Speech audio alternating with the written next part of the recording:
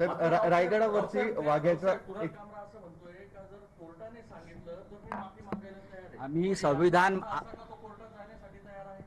बघा, मी त्याला ओळखतो, त्याचं आणि माझा DNA सारखा आहे. हा, असे अनेक लोक आहेत जे लढणारे लोक आहेत, झुकणार नाहीत.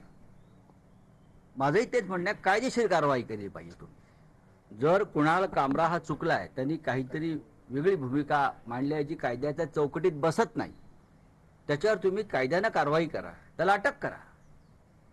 तुम्ही त्याला अटकही करू शकता, तो कायदेशीर लढाई लढेल.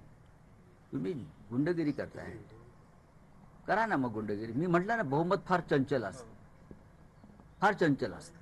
तर रायगडावरचा वाघ्या कुत्रा जो होता इतिहासामध्ये त्याची नोंदच नाहीये.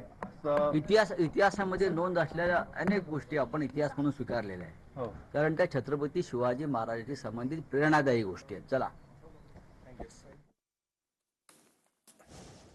तरुणांचं व्यासपीठ तोडलं, तिथे मी यापूर्वी सुद्धा गेलेलो आहे असं संजय राऊत यांनी म्हटलेलं आहे. हॅबिटॅट स्टुडिओ तोडला ही औरंगजेबाची वृत्ती असल्याची टीका संजय राऊत यांनी केली आहे.